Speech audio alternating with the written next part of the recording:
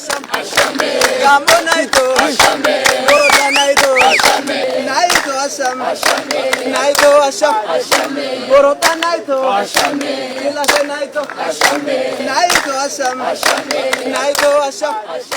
ዛሬ ከጠዋት ጀምረን በደቡብ ኢትዮጵያ ክልል በጋሞ ዞን እንገኛለን።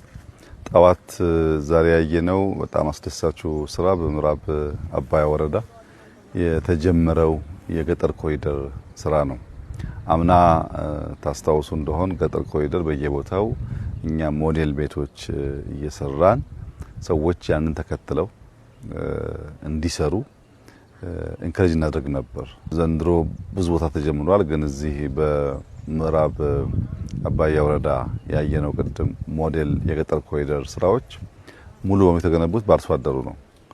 እኛ የማሰልጠን የጡብ ማሽነሪ የማቅረብ አይነት ድጋፍ ከማድረግ ውጪ ሙሉ በሙሉ ወጪው የተሸፈነው ስራው የተሰራው በአካባቢ አርሶ አደሮች ነው። ስለዚህ እኛ አርሶ አደሮች ሙዝ ተክለው ከሸጡ በኋላ እንደዚህ ያለውን ቤት መስራት ቢችሉ እንግዲህ በቤት ውስጥ እንዳያችሁት ቴሌቪዥን አላቸው፣ ስልክና ቻርጀር አላቸው። ከጓሮ ፍሩቶች አሉ፣ ዶሮ አለ፣ አሳ አለ፣ ማር አለ፣ ፍየሎች አሉ።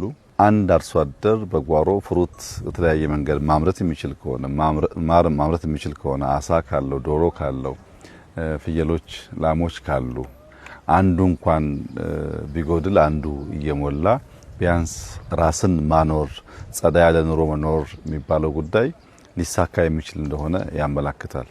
ንጽህና ካለ ጤና አለ፣ ምግብ ካለ ጤና አለ፣ ኦርደርሊ የሆነ ስርዓት ካለ ሰላም አለ። እነዚህ ጉዳዮች ከፍተኛ ግምት ሊሰጣቸው ይገባል። የዜጎቻችን ህይወት ይቀይራሉ፣ የአኗኗር ዘይቤያችን ያሻሽላሉ። ኢትዮጵያን ወደምናስበው ከፍታ ወደምናስበው መሻሻል የመውሰድ አቅም አላቸው። ሰው መብራት ሲያገኝ፣ ስልክ ሲያገኝ፣ መረጃ መስማት መለዋወጥ ሲችል፣ በጓሮ ምግብ ማምረት ሲችል ብዙ ጉዳዮች እየቀለሉ ስለሚሄዱ አርሶ አደሮቻችን በጣም መልካም ጅማሮ ጀምረዋል።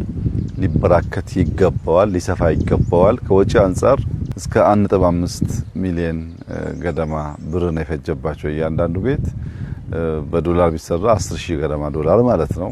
ስለዚህ በውጭ ሀገር ያሉ ዲያስፖራዎች 10,000 ዶላር ለቤተሰቦቻቸው ቢልኩ እንደዚህ ያለውን ቤት መስራት ይችላሉ ማለት ነው። በጣም ትንሽ ብር ነው። ግን ቤቱ ሃይ ሲሊንግ ነው፣ ቅዝቃዜ ያለው፣ መኝታ ቤትና ሳሎን የተለየ ነው፣ ኩሽና የተለየ ነው፣ ለኑሮ ምቹ ነው። እኛ ጋር የነበረውን ትልቁን ክፍተት የሚመልስ አሰራርና የኑሮ ዘይቤ ያየ ነው። ይሄንን ኢንከሬጅ እናደርጋለን፣ እንደግፋለን። እንዲስፋፋ ከፍተኛ ፍላጎት አለ። ተባብረን ማስፋት ይኖርብናል። ሁለተኛ ያየነው የከሰል ማምረቻ ነው።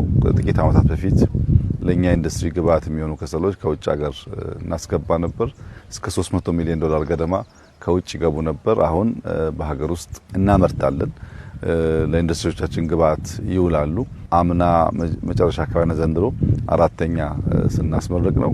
እነዚህ አሁን ያለውን ፍላጎት ይመልሳሉ። ተጨማሪ የሚገቡ ስላሉ ከኛም አልፎ ለውጭ ገበያ የማቅረብ እድላችን ሰፊ ነው ማለት ነው። የከሰል ምርቱን በሚመለከት የጥራት ችግር የለበትም። የልምድ ችግር የተሻሻለ የሚያድግ ጉዳይ ይኖራል። ትልቁ ገጥሞን የነበረው ፈተና ግን እዚህ ኢትዮጵያ ያመጡ የነበሩ ሰዎች በደቡብ አፍሪካ አምራቾች ነበሩ። ኢትዮጵያውያን ሆነው ደቡብ አፍሪካ ላይ ፋብሪካው አላቸው።